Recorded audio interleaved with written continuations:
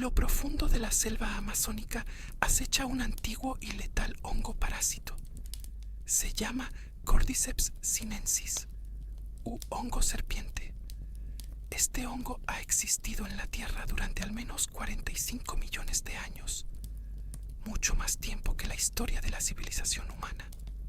Los científicos han encontrado rastros en el registro fósil, hojas fosilizadas de la cueva Meser, con una antigüedad de 48 millones de años, muestran claras huellas de hormigas controladas por el hongo que se mordían entre sí.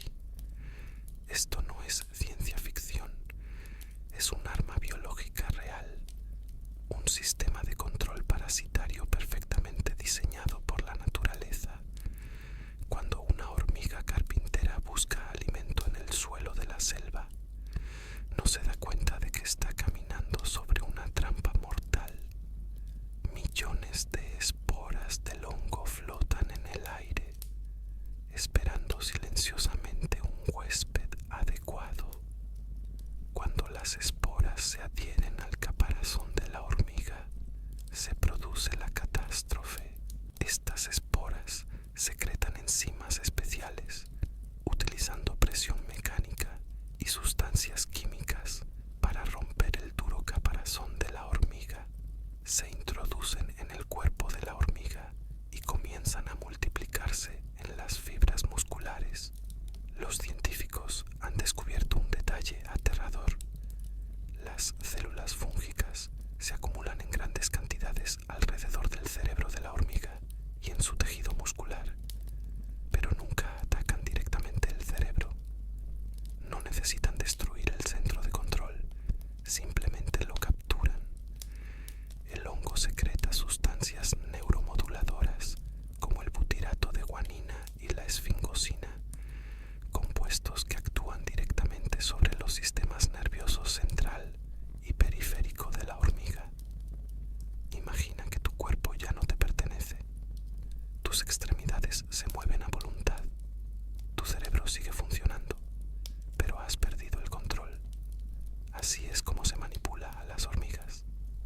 La hormiga comienza a mostrar un comportamiento errático, abandona su colonia y vaga sin rumbo por el bosque.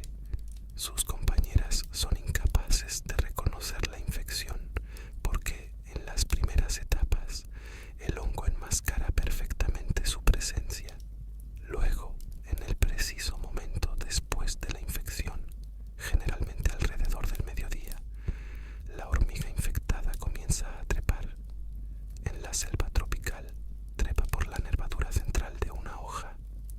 En un bosque templado, la hormiga elige una rama. Esto no es casualidad. Es un programa preciso perfeccionado a lo largo de millones de años de evolución. Los hongos, mediante mecanismos que aún no comprendemos del todo, pueden detectar la intensidad de la luz y la humedad, guiando a las hormigas a una altura exacta de 20 a 30 centímetros sobre el suelo. ¿Por qué esta altura? Porque el microclima en esta zona es ideal para el crecimiento de los hongos y la dispersión de sus esporas. Una altitud demasiado baja impide una dispersión eficaz de las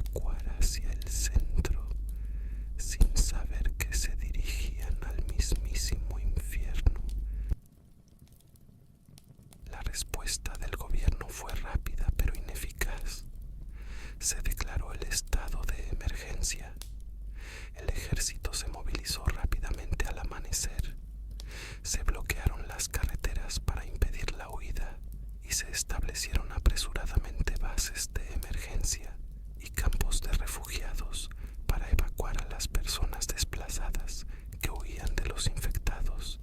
Las cadenas de noticias intentaron informar a la población de la existencia de esta zona segura, pero muchas emisoras de radio y televisión dejaron de emitir poco después del brote. En tan solo unos meses, aproximadamente el 60% de la población mundial murió o se infectó con el hongo. No se trató de una plaga de propagación lenta, sino de una catástrofe fulminante. Familias enteras quedaron destrozadas. El orden social se derrumbó y los pilares de la civilización se desmoronaron en cuestión de semanas. Los supervivientes se vieron obligados a afrontar una realidad aterradora. El mundo que conocían había desaparecido, reemplazado por un mundo de pesadilla dominado por hongos, y la fuente de todo esto eran cultivos aparentemente inofensivos, el alimento básico que consumimos a diario.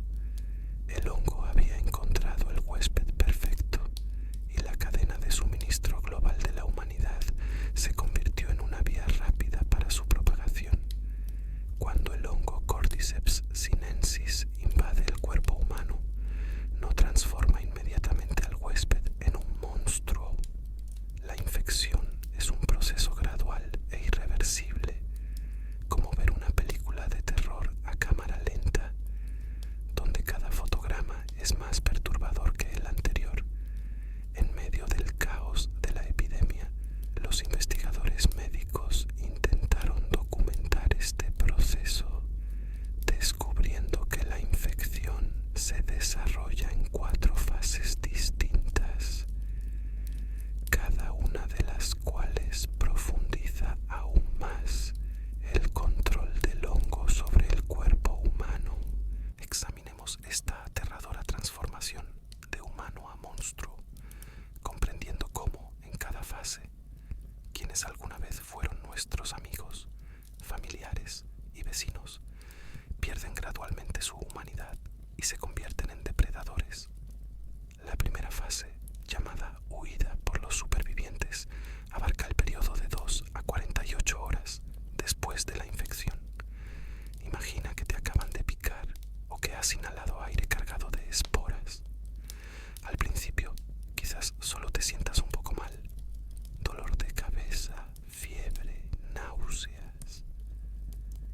Pero el hongo ya ha comenzado su acción. Las esporas entran al torrente sanguíneo, se multiplican rápidamente y atacan el cerebro con precisión. El hongo ataca primero la corteza prefrontal, el área que controla el pensamiento racional, el juicio moral y el autocontrol. Esto no es casualidad. Se trata de un ataque preciso perfeccionado a lo largo de millones de años de evolución. A medida que el hongo comienza a secretar neurotransmisores, experimentarás cambios extraños. Tu pensamiento se nublará y tendrás dificultad para concentrarte. Comenzarás a experimentar hambre y agresividad incontrolables. Tus ojos se enrojecerán y la sangre rezumará de las comisuras de los ojos, la nariz y la boca. Seguirás teniendo apariencia humana,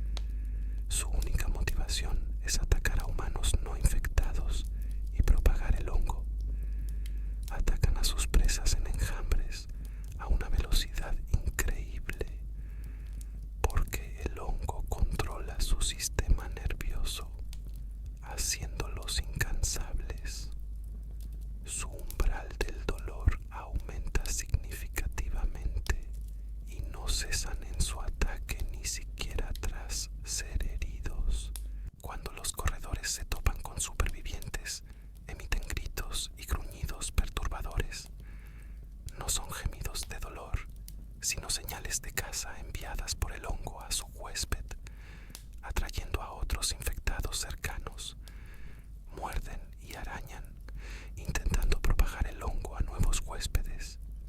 Sin embargo, los corredores conservan ciertas características humanas, lo que los hace particularmente inquietantes. Se puede ver el rostro de un corredor, reconocerlo, vislumbrar un destello de humanidad en sus ojos y ser atacado al instante. La mayoría de los corredores no sobreviven mucho tiempo. Mueren a manos de los supervivientes o resultan mortalmente heridos en sus frenéticos ataques. Pero quienes sobreviven entran en una fase aún más aterradora.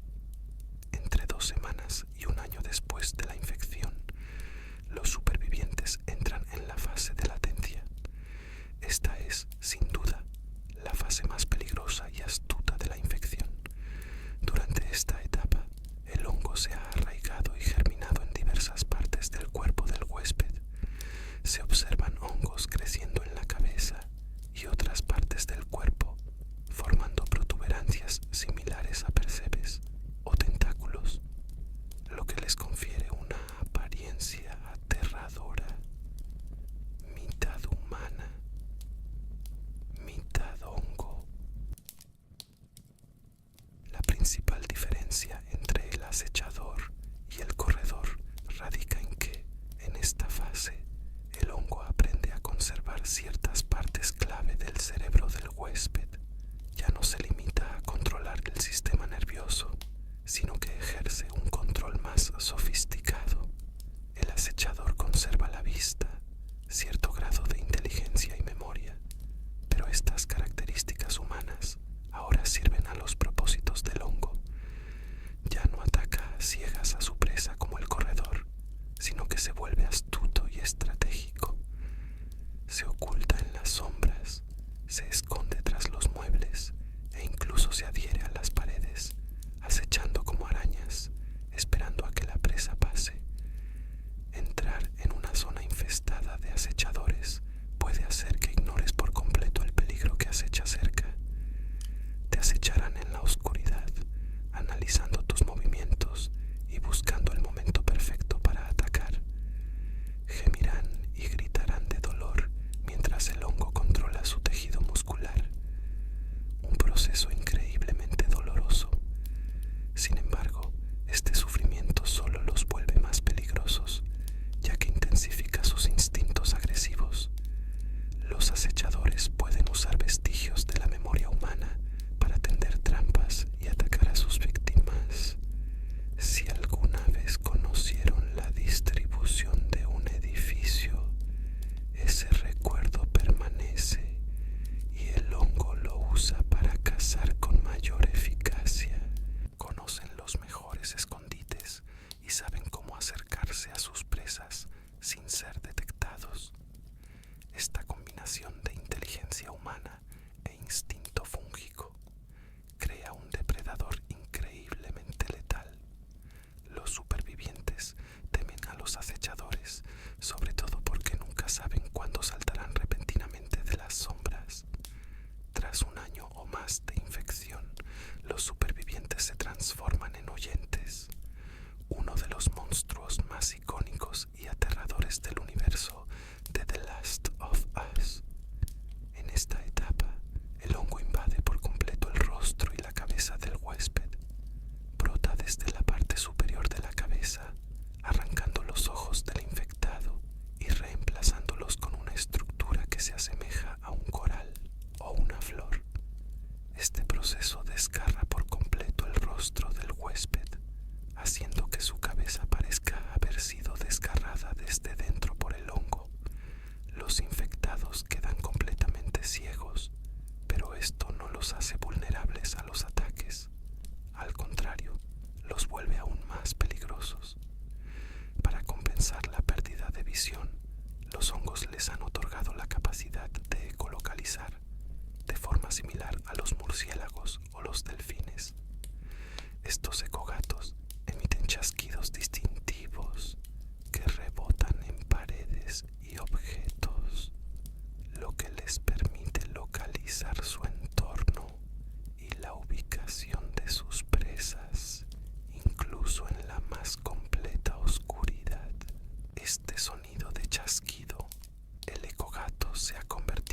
presagio de muerte.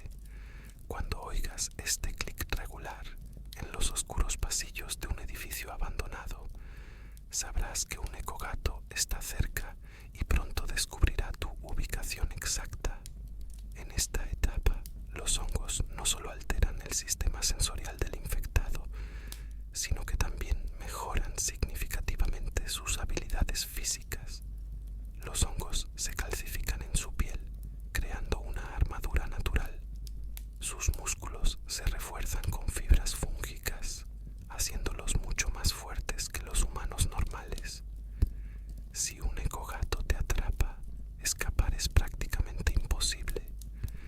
Su fuerza es suficiente para desgarrar fácilmente la carne humana y su mordida es lo suficientemente poderosa como para perforar los huesos. Aún más aterrador, los ecogatos se obsesionan con la caza. Cuando detectan una presa cercana mediante la ecolocalización, se concentran al máximo, haciendo clic constantemente y siguiendo cada uno de sus movimientos. Si asustas o atacas a un ecogato, entrará en frenesí, contraatacando con una velocidad y ferocidad asombrosas.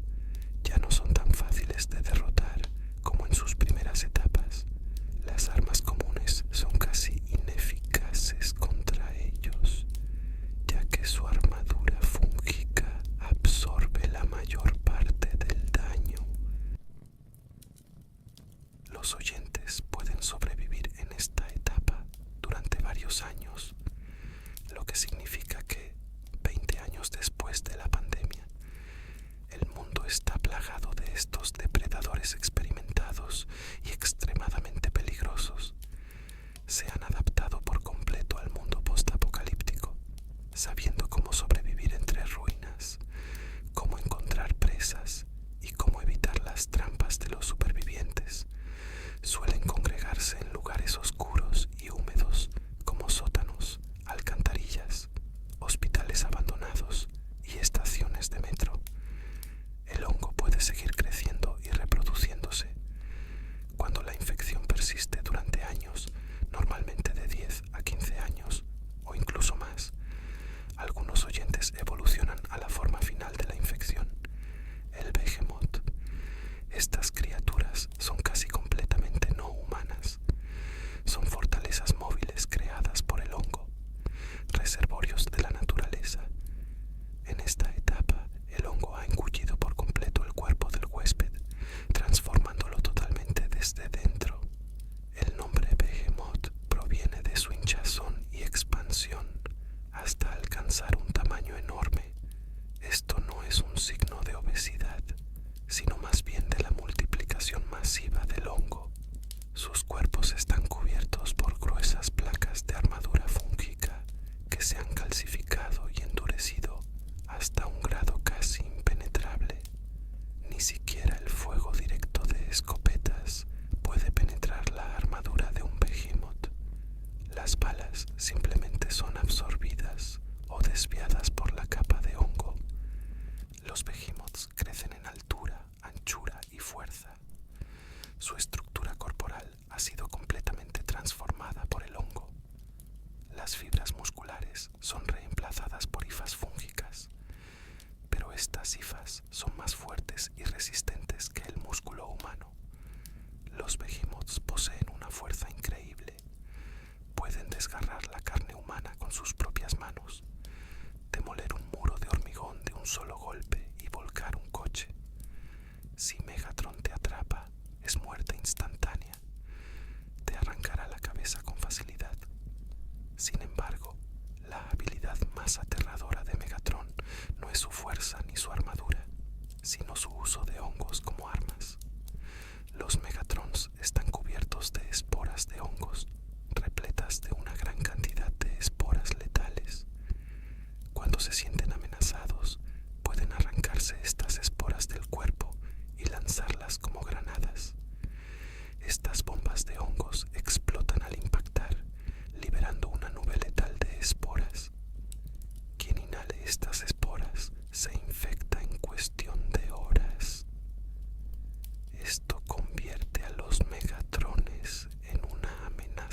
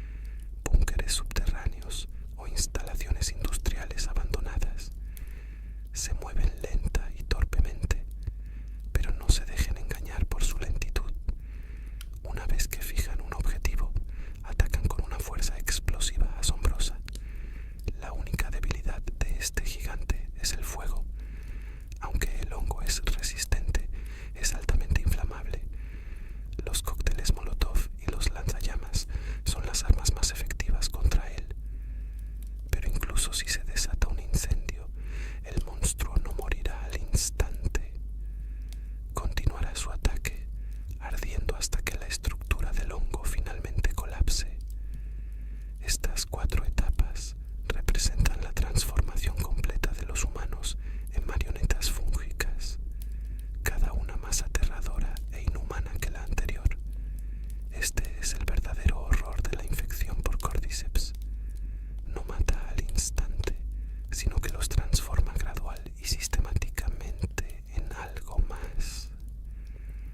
Un ser sin pensamiento, sin voluntad, impulsado únicamente por los instintos depredadores del hongo.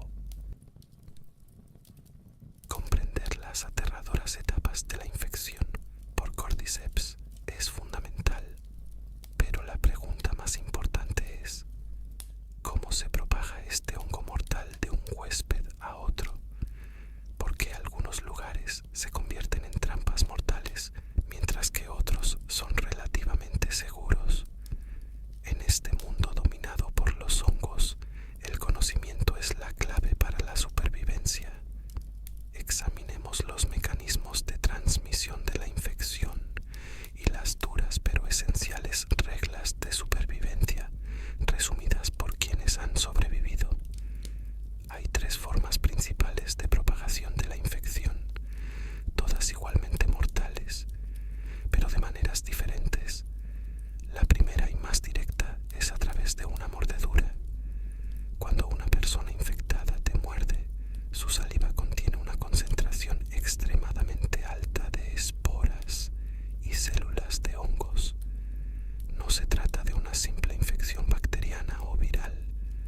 Las esporas de hongos son mucho más grandes que los virus, pero también mucho más agresivas.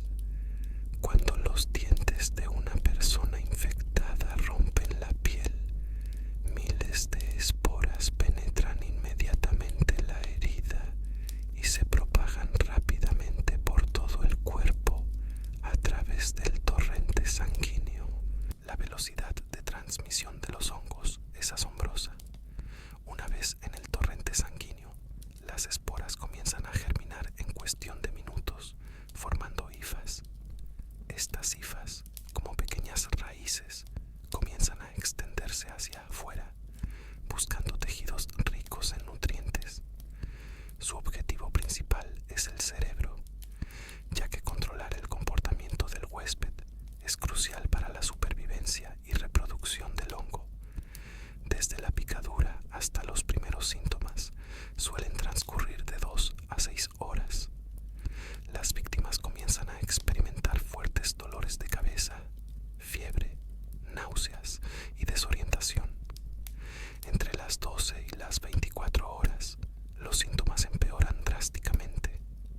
Las víctimas se vuelven extremadamente irritables y agresivas, perdiendo la capacidad de pensar racionalmente. Sus ojos se enrojecen y comienza a sangrar por el lagrimal, la nariz y la boca. Tras 48 horas, la transformación está prácticamente completa y nace un nuevo hongo. Sin embargo, este proceso no es el mismo para todos.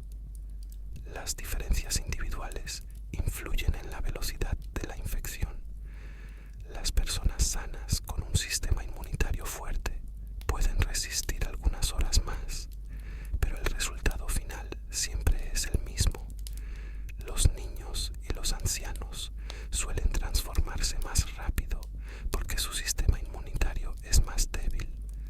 La zona de la picadura también es importante.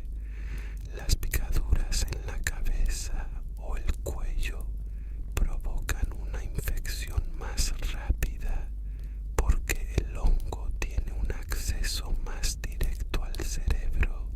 El segundo modo de transmisión es más insidioso: la infección por esporas. Esta es una de las amenazas más aterradoras del mundo de The Last of Us, ya que la infección puede producirse sin saberlo. Cuando una persona infectada muere, su cuerpo no se descompone simplemente. El hongo continúa reproduciéndose, generando cuerpos fructíferos a partir del cadáver y liberando miles de millones de esporas. Estas esporas flotan en el aire, buscando nuevos huéspedes. Algunos edificios se convierten en auténticos focos de esporas, entornos ideales para el crecimiento del hongo. Pensemos en hospitales abandonados, antaño repletos de pacientes en las primeras fases de la infección. A medida que los pacientes morían, el hongo comenzaba a crecer en los cadáveres. El ambiente hospitalario era casi ideal, oscuro, húmedo, moderadamente cálido y con poca ventilación. Los hongos prosperan en estas condiciones y se reproducen a un ritmo asombroso. En pocos meses, las paredes, los suelos y los techos de un edificio entero pueden cubrirse de hongos, creando un gigantesco generador de esporas. Los pasadizos subterráneos y las alcantarillas también son caldo de cultivo para las infecciones por esporas. Estos espacios subterráneos están completamente aislados de la luz solar. Son excepcionalmente húmedos y se caracterizan por una temperatura estable. Los hongos encuentran aquí un refugio. Cuando los supervivientes atraviesan estas zonas, el aire se llena de nubes visibles de esporas que se elevan como una densa niebla. El proceso de infección tras la inhalación de esporas difiere del de una picadura, pero es igualmente letal. Las esporas entran en el sistema respiratorio y se adhieren a las membranas mucosas de los pulmones y la tráquea. Comienzan a germinar y las hifas penetran en los tejidos y entran en el torrente sanguíneo. El tiempo transcurrido desde la inhalación hasta la aparición de los síntomas depende de la concentración de esporas. En entornos con altas concentraciones de esporas, como en el interior de edificios completamente infestados de hongos, inhalar tan solo unas pocas bocanadas de aire puede ser fatal, con síntomas que aparecen en cuestión de horas. En entornos con bajas concentraciones puede tardar más, pero el resultado es el mismo. Por eso, las máscaras antigas se encuentran entre los elementos más valiosos del equipo en un mundo post-apocalíptico. Una buena máscara antigas puede filtrar las esporas en el aire, lo que permite desplazarse por estas zonas letales. Sin embargo, el filtro de la máscara se deteriora con el tiempo y requiere reemplazo periódico. Y en un mundo postapocalíptico de extrema escasez, encontrar un filtro nuevo es prácticamente imposible. Muchos supervivientes mueren por la falla del filtro, creyendo estar protegidos mientras inhalan, sin saberlo, esporas mortales. Lo más aterrador es que las esporas pueden permanecer latentes durante años. Incluso si una zona parece abandonada, las esporas pueden reactivarse en las condiciones adecuadas. Basta con pisar lo que parece ser una seta seca para que, de repente, millones de esporas se liberen al aire. El tercer mecanismo de transmisión está estrechamente ligado a factores ambientales. Los hongos no solo crecen sobre huéspedes muertos, también crean extensas redes subterráneas. Imagínese las hifas de los hongos extendiéndose como cables eléctricos bajo una ciudad, algunas alcanzando longitudes de más de 1600 metros. Estas redes miceliales conectan a varios individuos infectados y zonas de crecimiento fúngico, creando una especie de red neuronal primitiva o mentalidad de colmena. Esto significa que pisar una seta puede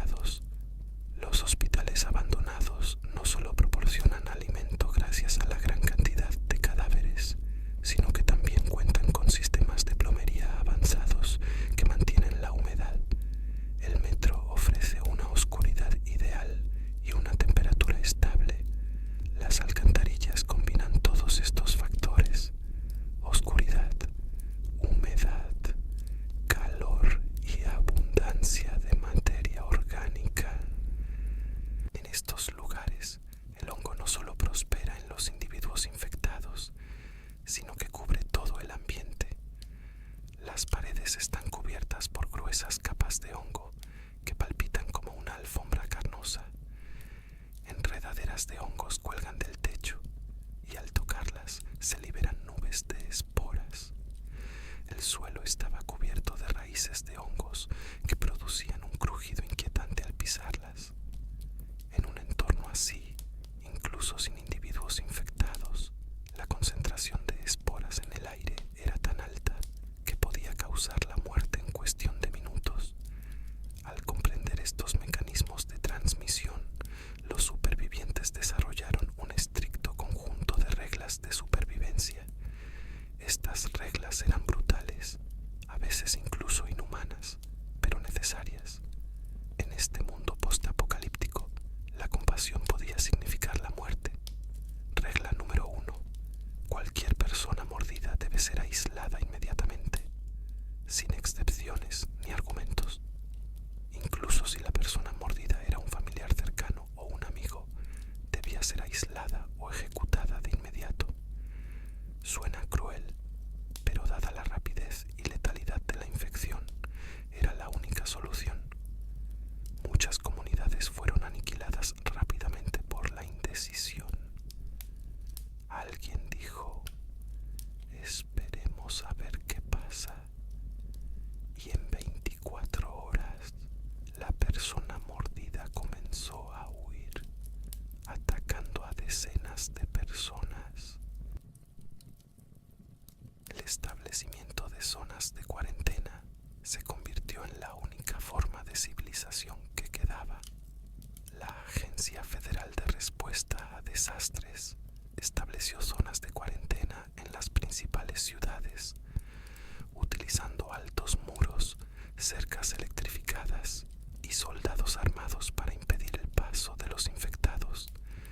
Cualquier persona que ingresara a la zona de cuarentena debía someterse a un riguroso control. Cualquier rastro de infección, por mínimo que fuera, resultaba en la ejecución inmediata. Esta práctica parecía bárbara, pero ante la infección no había término medio. O se estaba completamente sano o se representaba una amenaza. El equipo de protección se convirtió en una cuestión de vida o muerte. Una buena máscara antigas era invaluable, intercambiada por comida, armas e incluso un boleto a la seguridad dentro de la zona de cuarentena. Pero la mascarilla fue solo el principio. Los trajes de protección eran esenciales para quienes debían entrar en zonas de alto riesgo. Los limpiadores, responsables de la limpieza de las zonas infectadas, llevaban trajes de protección herméticos similares a los trajes espaciales. A pesar de ello, la tasa de mortalidad en este trabajo era alarmantemente alta. Un pequeño desgarro o una costura mal sellada bastaba para que entraran las esporas y sobreviniera la muerte. Reconocer la infección en sus primeras etapas se convirtió en una habilidad crucial. Los supervivientes aprendieron a detectar signos sutiles: comportamiento inusualmente agresivo, desorientación, ojos ligeramente enrojecidos, una pequeña cantidad de sangre en la nariz o el lagrimal. En la zona de cuarentena se realizaban exámenes médicos obligatorios a diario. Los soldados examinaban los ojos, tomaban la temperatura y preguntaban por el estado de salud.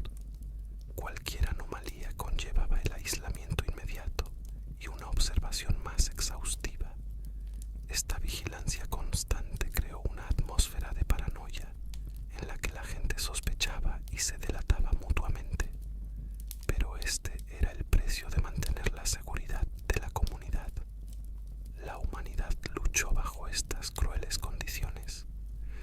Ver cómo arrastraban a un amigo a la ejecución por una herida menor, escuchar sus súplicas y negaciones, sabiendo que en cuestión de horas se enfrentaría a estar rodeado de monstruos que intentaban matarte, fue una experiencia transformadora.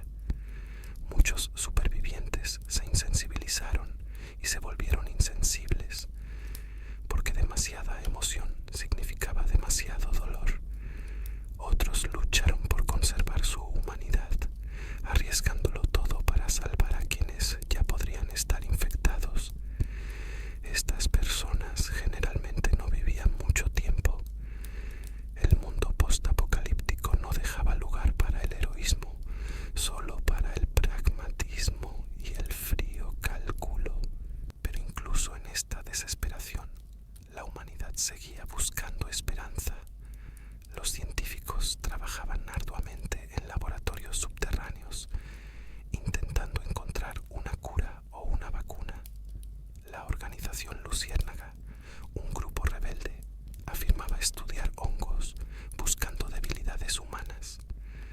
Pero pasaron 20 años sin un avance significativo. Los hongos eran demasiado complejos, demasiado adaptados, demasiado perfectamente diseñados para ser controlados y reproducidos. Todos los tratamientos posibles fracasaron. Todas las vacunas resultaron ineficaces. Los hongos siempre iban un paso por delante,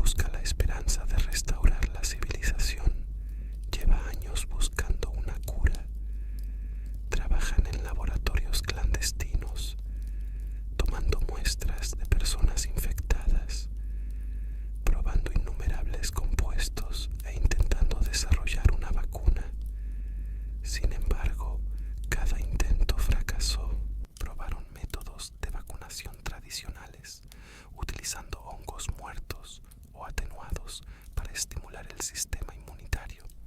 La respuesta fue inútil. El hongo era demasiado astuto, capaz de evolucionar y adaptarse dentro de su huésped. Probaron fármacos antifúngicos, pero las dosis lo suficientemente fuertes como para matar al hongo también mataban a los pacientes. Intentaron la terapia génica, modificando células humanas para hacerlas resistentes al hongo, pero la tecnología no estaba lo suficientemente avanzada y, en un entorno postapocalíptico, procedimientos médicos tan complejos eran prácticamente imposibles.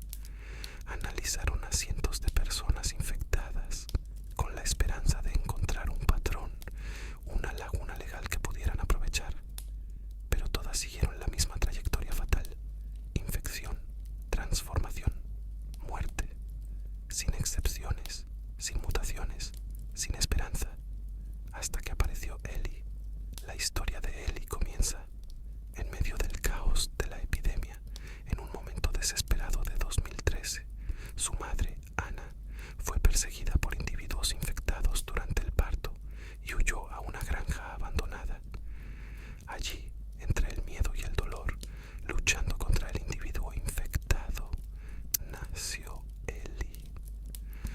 Ana mató al individuo infectado, pero encontró una marca de mordedura en su pierna.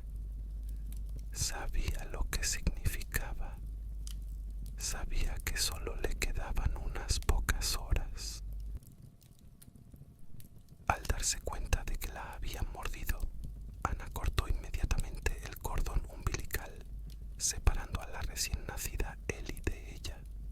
Pero en esos cruciales segundos, quizás un minuto, mientras el cordón umbilical aún conectaba a madre e hija, algo se transmitió. Las esporas de Cordyceps, que ya se multiplicaban rápidamente en la sangre de Ana, entraron en el cuerpo de Ellie a través del cordón umbilical. Normalmente, esto habría sido una sentencia de muerte. El sistema inmunológico de la recién nacida, aún no completamente desarrollado, debería haber sido completamente arrasado por el hongo en cuestión de horas. Pero ocurrió un milagro. Tuvo lugar un fenómeno biológico único y sin precedentes. En el momento de su nacimiento, cuando el hongo entró en su cuerpo, el sistema inmunitario de Ellie se estaba formando y aprendiendo a distinguir entre lo propio y lo ajeno. El hongo no atacaba un sistema biológico ya establecido, sino que se desarrollaba junto al sistema información. El resultado fue una relación simbiótica, un equilibrio increíble. El hongo crecía dentro del cuerpo de Ellie, no como un invasor, sino como parte de su biología. Cuando los médicos de Firefly examinaron a Ellie, descubrieron un hecho sorprendente. Ellie sí tenía el hongo Cordyceps dentro de su cuerpo, justo en su cerebro, pero se comportaba de forma muy diferente. Normalmente, el hongo atacaría la corteza prefrontal del cerebro, alterando el pensamiento racional y convirtiendo a su huésped en un depredador agresivo. Sin embargo, en el cuerpo de Ellie, el hongo parecía coexistir pacíficamente con su tejido cerebral, sin causar daño alguno ni intentar controlar su comportamiento. Aún más sorprendente, el hongo producía una sustancia mensajera química. Cuando nuevas esporas de hongos entraron en el cuerpo de Ellie, por ejemplo, al ser mordida, estos mensajeros químicos engañaron a los hongos recién llegados, haciéndoles creer que ya estaba infectada. Los hongos poseen un mecanismo que les permite evitar infectar repetitivamente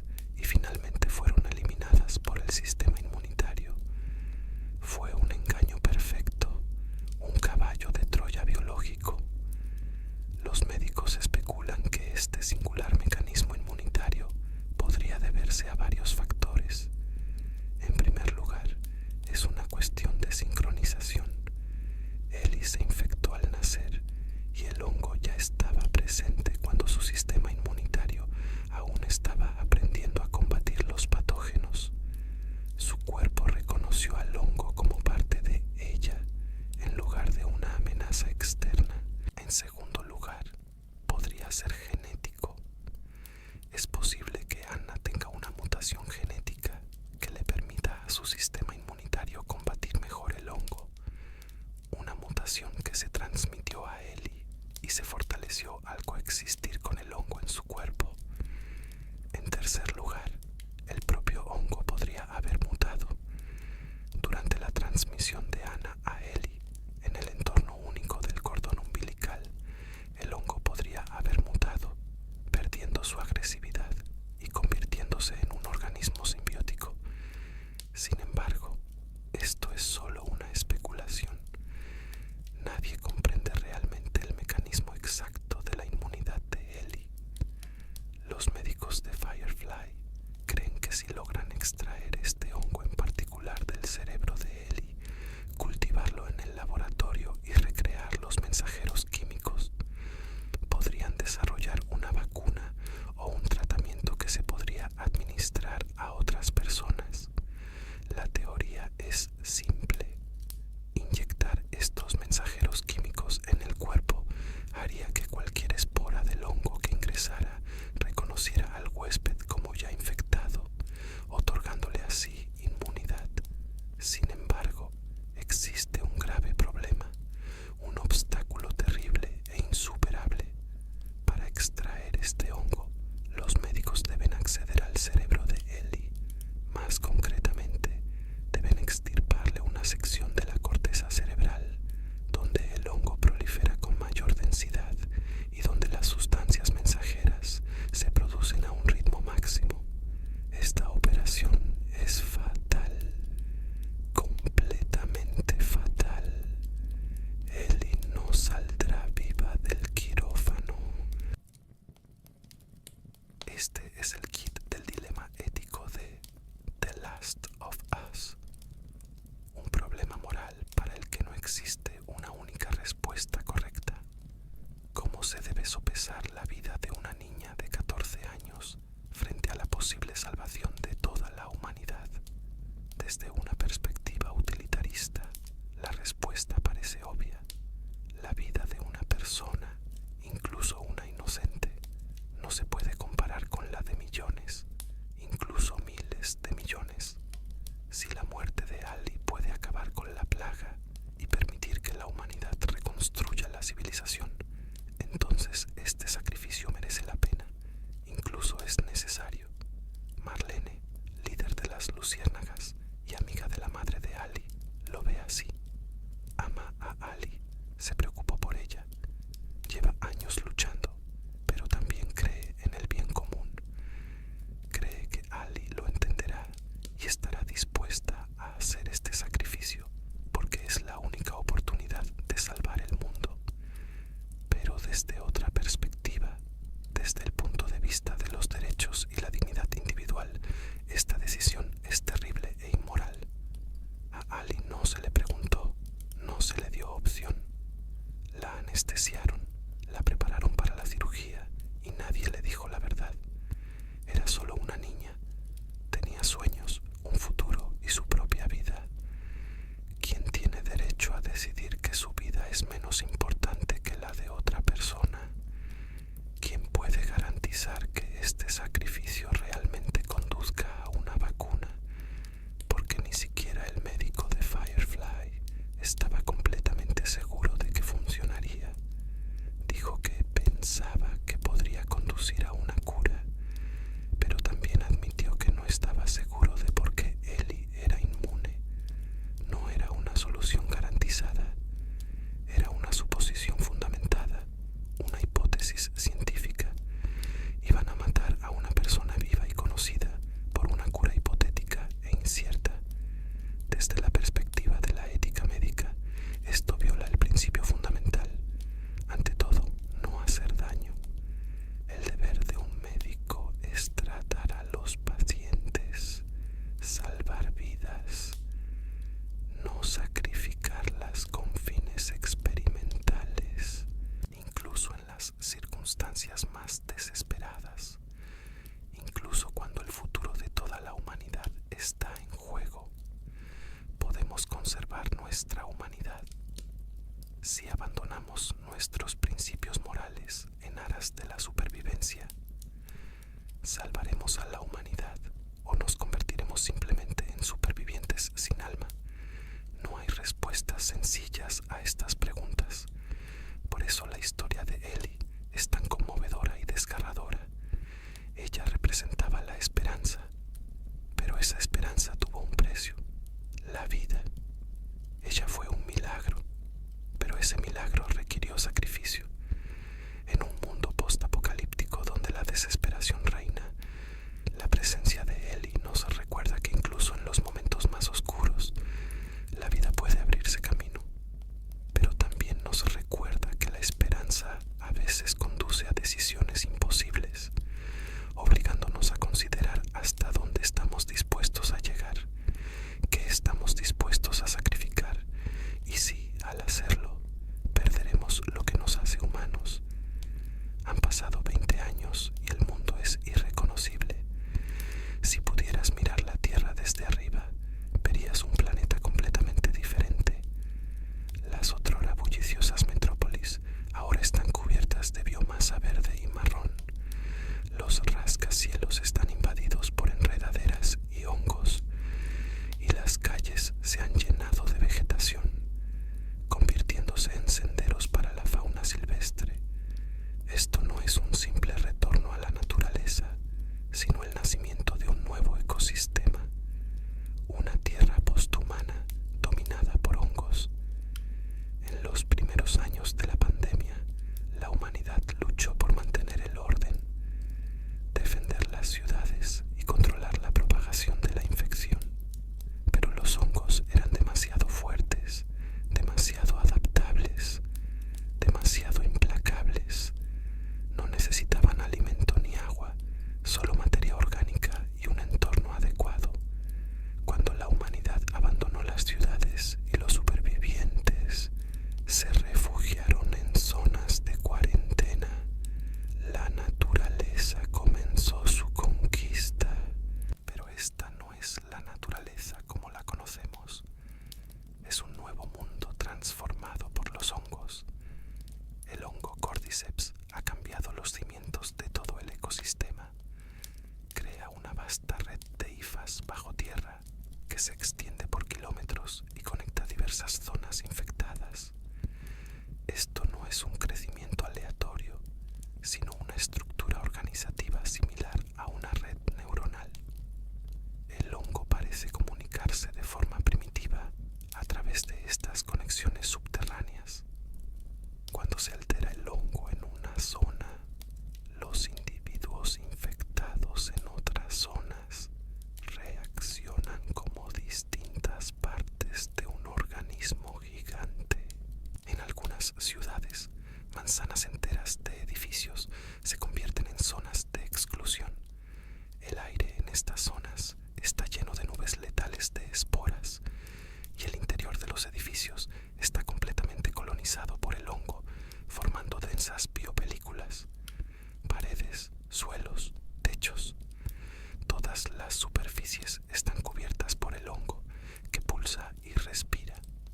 En el centro de estas zonas de exclusión, donde el hongo se reproduce con mayor intensidad, se encuentra la guarida de la persona infectada.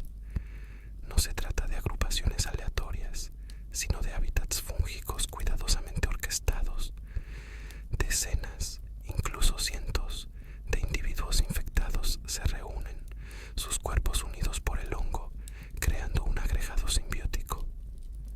En los casos más extremos, si varios invasores quedan atrapados en el mismo espacio durante años, su crecimiento fúngico se combina para crear un monstruo sin precedentes, un superorganismo conocido como el rey rata, que combina las capacidades de todas las etapas de la infección. El aumento de las temperaturas en la Tierra también acelera la propagación del hongo. El hongo Cordyceps sinensis originalmente no podía sobrevivir en mamíferos debido a que nuestra temperatura corporal es demasiado alta. Sin embargo, a medida que el cambio climático ha evolucionado hacia entornos cada vez más cálidos,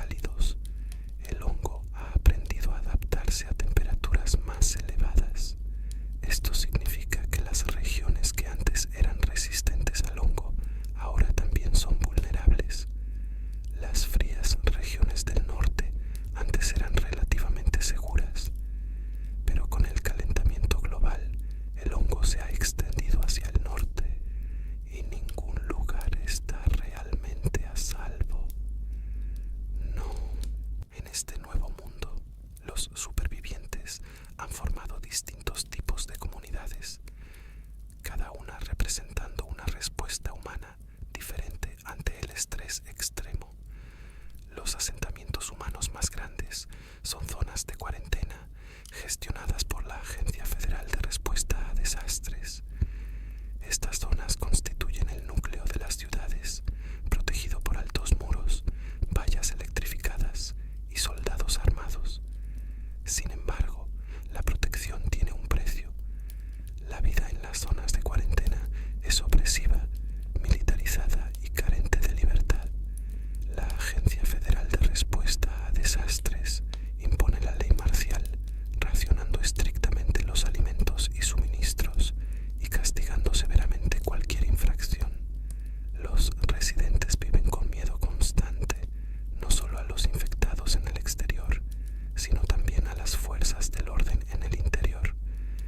El trabajo forzado, las inspecciones y la obediencia impuesta son una práctica diaria.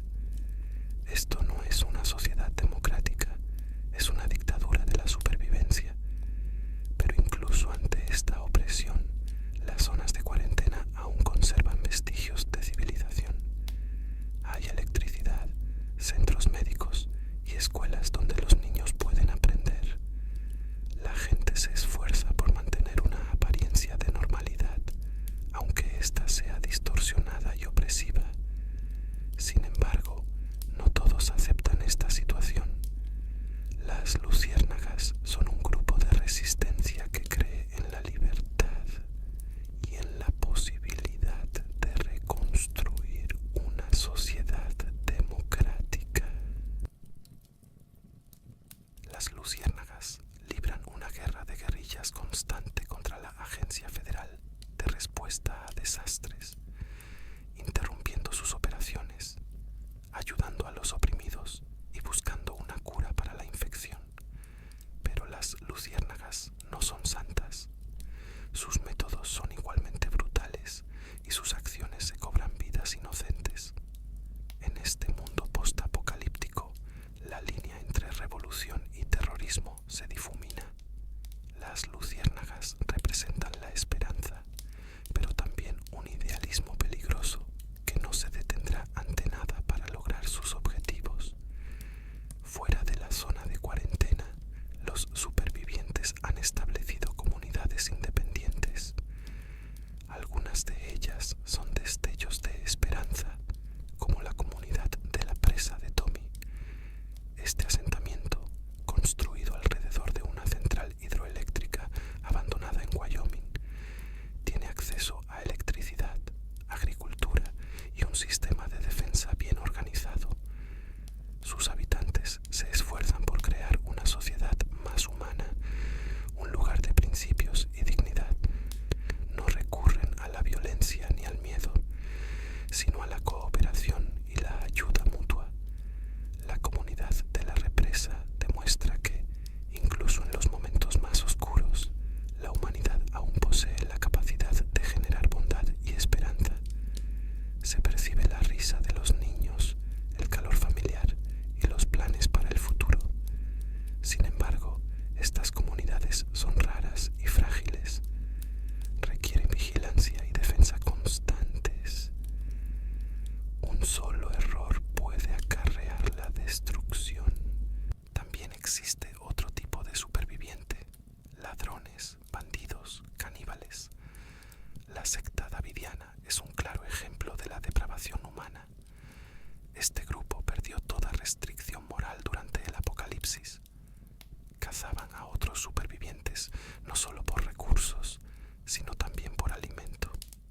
En un mundo de extrema escasez, transgredieron el último tabú y comenzaron a comer carne humana. David racionalizó este comportamiento como un deber religioso, creando un sistema de creencias pervertido para justificar sus atrocidades. Sus seguidores, impulsados por el miedo y el hambre, sucumbieron a esta locura. Estos grupos representan hasta qué punto puede caer la humanidad bajo una presión extrema, cuando desaparecen las restricciones de la civilización, cuando la supervivencia se convierte en la única regla.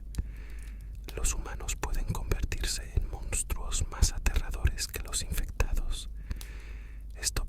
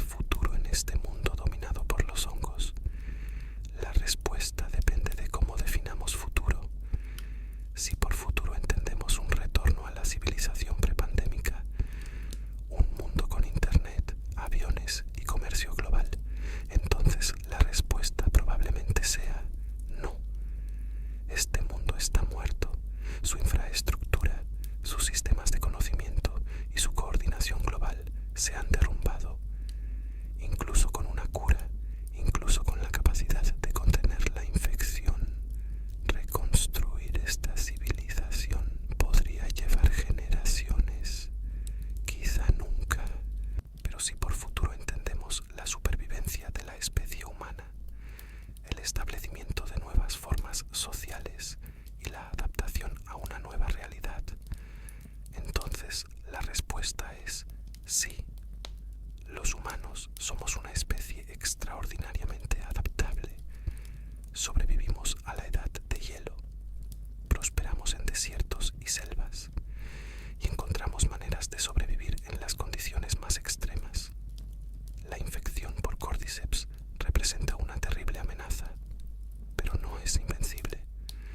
Los supervivientes aprenden a evitar las zonas infectadas, a reconocer la amenaza y a vivir a la sombra del hongo.